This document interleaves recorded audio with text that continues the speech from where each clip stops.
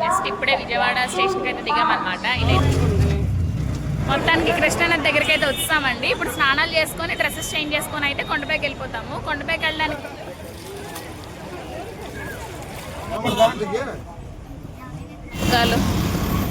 చదువులు ఆవిడ వదలలేకపోతున్నారు అసలు. ఏ టిఫిన్ అయినా 20 రూపాయలేనండి. ఇక్కడే తినేవారట.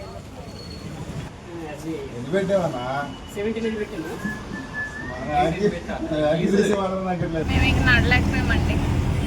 లైబ్రరీకి కూడా తీసుకెళ్తానన్నారు. మా ఆయన చదివిన ఏరియాలన్నీ తిరిగేసి విజయవాడ మెయిన్ స్టేషన్కి అయితే వచ్చాం, రైల్వే స్టేషన్కి. ఇప్పుడు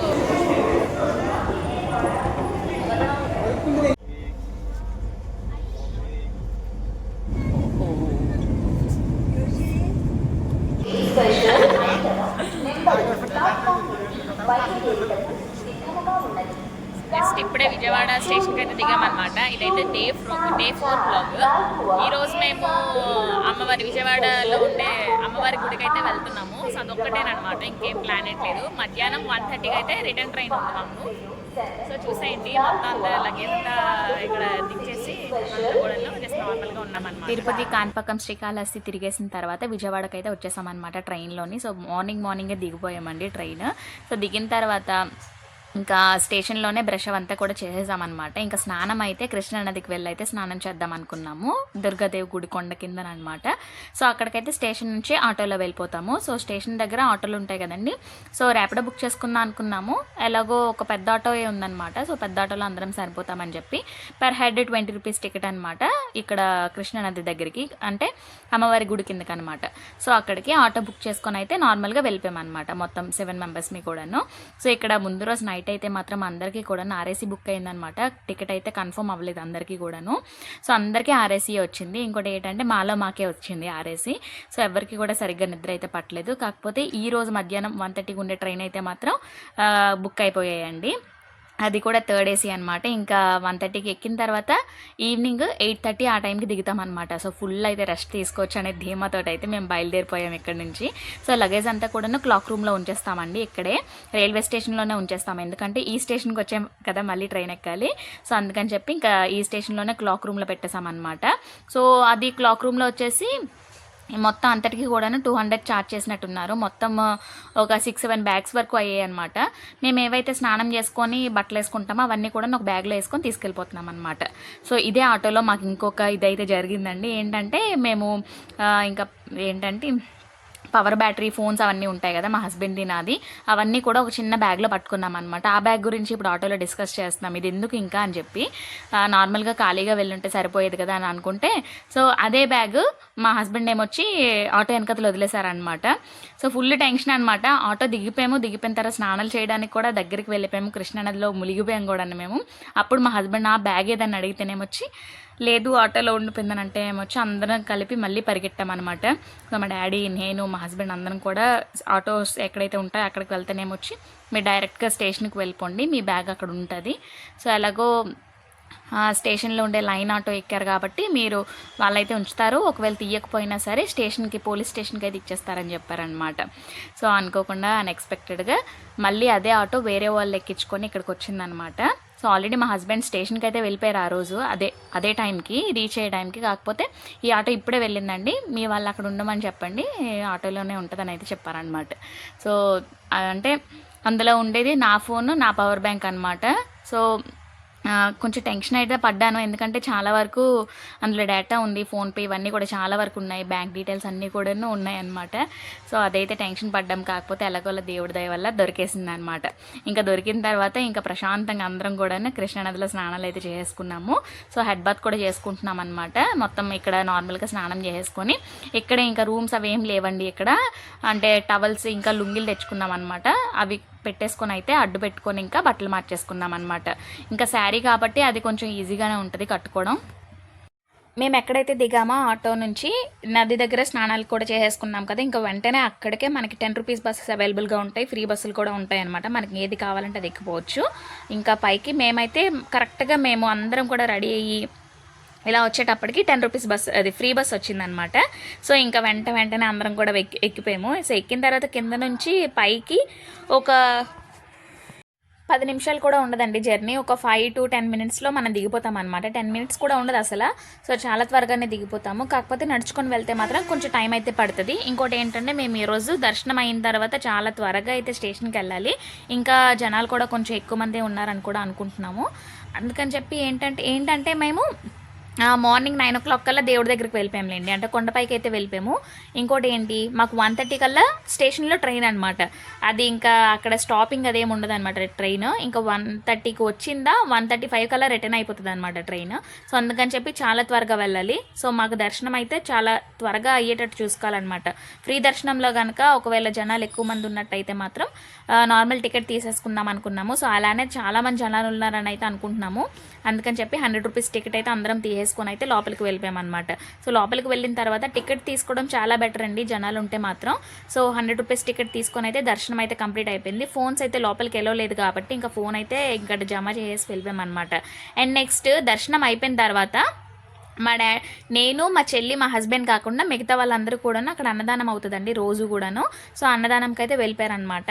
ఇదైతే మా ప్లాన్ కూడాను. మా హస్బెండ్ విజయవాడలోనే ఒక 6 months చదివారనమాట. లాస్ట్ 6 months అంటే లాస్ట్ ఈ ఇయర్ అంటే 2024 ఏప్రిల్లో వెళ్ళిపోయారనమాట. సో ఏప్రిల్లో వెళ్ళిన తర్వాత ఇయర్ ఎండింగ్కే వచ్చారు మా దగ్గరికి. సో 6 months నేను సింగిల్గానే ఉన్నానండి వైజాగ్లోని. కాకపోతే ఇదంతా కూడా ఎక్కడ కూడా నేను షేర్ చేసుకోలేదు.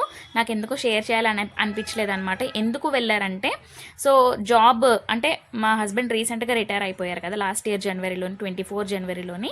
సో జాబ్ ఏదైనా కొట్టాలని చెప్పి అయితే ప్రిపేర్ అవ్వడానికి అయితే చెప్పి అక్కడికి వెళ్ళిపోయారనమాట. శ్రీధర్స్లోనే కోచింగ్ అయితే తీసుకున్నారు.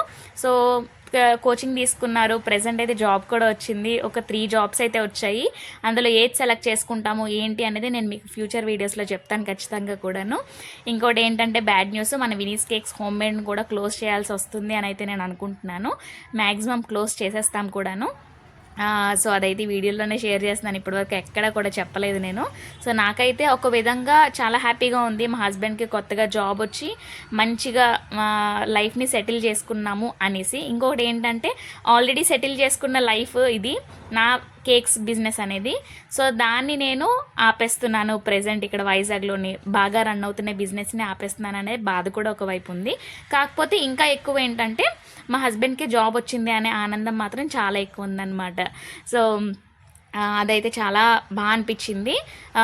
ఏంటంటే ఈ సడన్ ట్రిప్ ఏంటంటే మళ్ళీ జాబ్లో జాయిన్ అయిన తర్వాత హాలిడేస్ అవేమీ ఉండవు కదండి. సో అందుకని చెప్పి ఇలాగ మేము తిరుపతి, కాణిపాకం, శ్రీకాళహస్తి, విజయవాడ గుడి ఇవన్నీ కూడాను ప్లాన్ చేసుకున్నాం అనమాట. సో మా హస్బెండే తీసుకొని వెళ్ళారు అందరికీ కూడాను. సో ఏంటంటే మళ్ళీ రావడం అవ్వదు. ఇంకోటి ఏంటంటే మా మ్యారేజ్ అయిన తర్వాత నేను ఒక్కసారి కూడా ఎక్కడికి వెళ్ళలేదండి. సో గోవా వెళ్ళాము, అప్పుడు ఒక 6 months ఉన్నాము అంతే. ఇంకా తర్వాత అయితే ఇంకా వైజాగ్లోనే 6 years అవుతుంది, ఇక్కడే ఉంటున్నాం అనమాట. సో ఇంకెక్కడికి వెళ్ళడం కుదరలేదు, ఎందుకంటే సెలవులు కుదరక ఇంకా అలా అయిపోయింది అనమాట. సో ఇదైతే ఈసారి అయితే మాత్రం పక్కాగా వెళ్ళాలి ఇంకా ఫిక్స్ అనుకున్నాము. మోక్షకు కూడా మొక్కుందనమాట, నేనే మొక్కుకున్నాను. సో గోవిందుడి దగ్గరికి వెళ్ళి దర్శనం అదే గుండు చేయిస్తానని అయితే మొక్కుకున్నాను అనమాట. ఇంకా అది కూడా తీరిపోయింది. ఇంకే మొక్కులు లేవు ఏ దేవుడికి కూడాను. ఇంకా చిన్న ఉన్నాయి ఊర్లో దేవుళ్ళు వీళ్ళందరికీ కూడా. అవి అయితే మాత్రం ఇగోండి రీసెంట్గా ఈ విజయవాడ ట్రిప్ అయిపోయిన తర్వాత ఇంక ఇంటికి వెళ్ళిన తర్వాత అత్తయ్యల ఇంటికి, అమ్మాల ఇంటికి, అందరి ఇంటికి కూడా వెళ్ళి మేమైతే ఎక్కడికి వెళ్తాము ఏంటి అనేది ఫ్యూచర్ వీడియోస్లో చెప్తాను. ఇంక ఇదైతే మా హస్బెండ్ డైలీ కూడాను ఒక 6-7 kilometers నడిచేవారని అయితే చెప్పారనమాట. సో ఏమైనా కావాలంటే చాక్లెట్స్ చిల్లర తిండి కావాలంటే ఇదే నల్లక్ష్మి చెరుకు cool drink. Okay next right side మనం ఇప్పుడు ఎక్కడికి వెళ్తామో తెలుసా, కడిహార్ నుంచి పేపర్ గట్రా రిటర్న్ చేసుకుని హాట్ కాపీ కలెక్ట్ చేసుకుని వెళ్ళేవాళ్ళం అనమాట. అదొక కిలోమీటర్ ఉంటుంది, కిలోమీటర్న్నర రోజు. మళ్ళీ పేపర్ కలెక్ట్ చేసుకుని అప్పుడు ఎక్స్ప్లెనేషన్కి వెళ్ళేవాళ్ళు.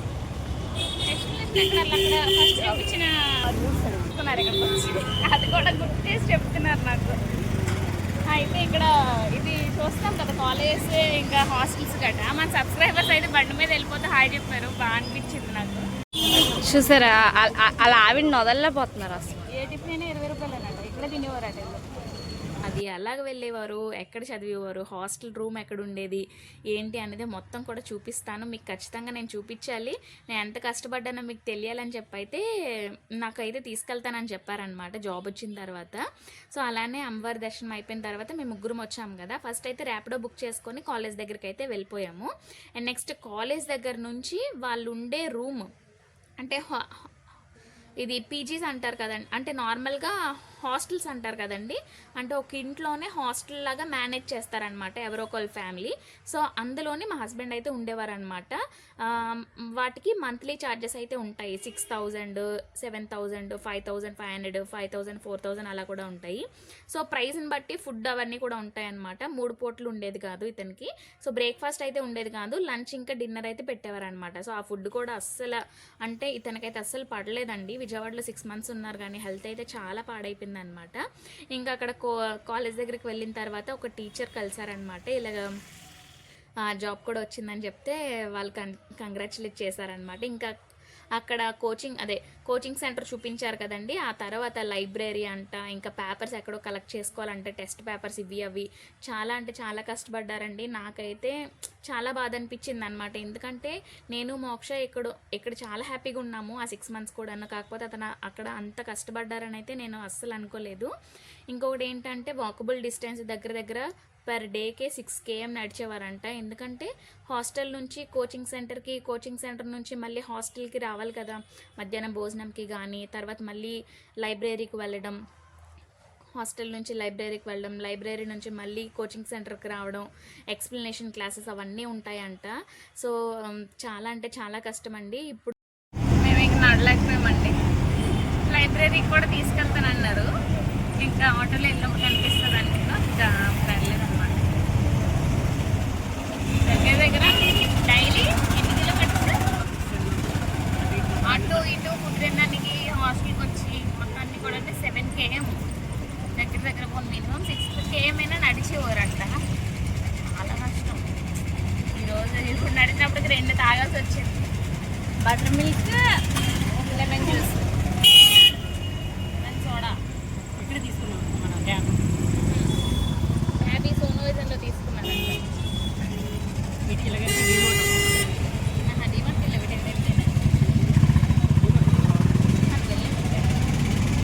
మా ఆయన చదివిన ఏరియాలన్నీ తిరిగేసి విజయవాడ మెయిన్ స్టేషన్కి అయితే వచ్చాం, రైల్వే స్టేషన్కి. ఇప్పుడు అందరూ మా కోసం వెయిటింగ్ అనమాట. సో ఇప్పుడు మేము అక్కడికి వెళ్ళిపోయి వెయిట్ చేయాలి. ఇంకో 1/2 hour పడుతుంది ట్రైన్ వచ్చేటప్పటికి.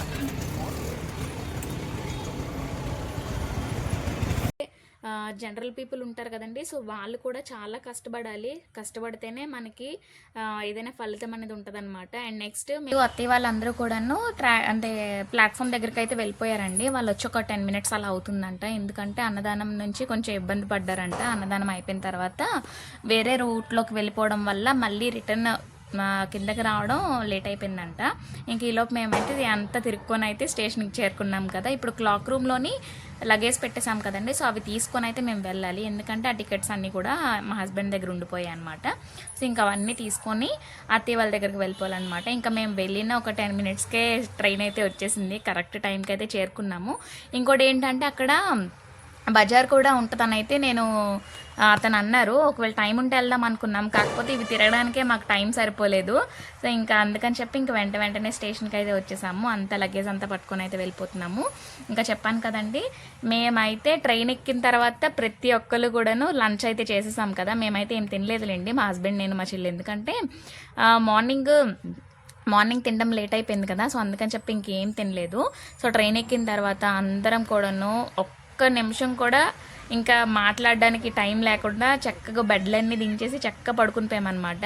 సో ఎంతకంటే నేనైతే 4:35 కల్లా లెగిచిపోయాను.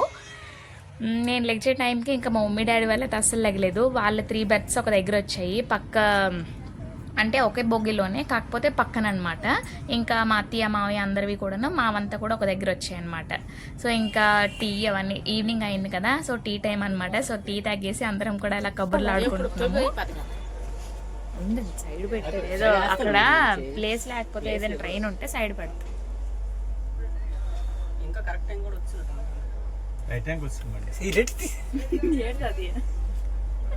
ఇప్పుడు బాగుంది ఎత్తలే కొన్ని అలాగే వస్తాయి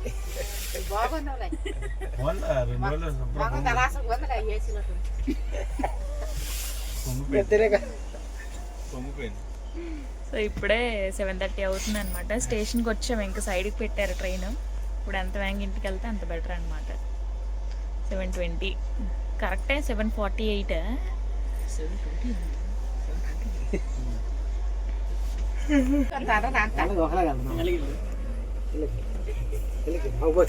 అది బాగుందా లేదు భోజనం భోజనం బాగుందా లేదు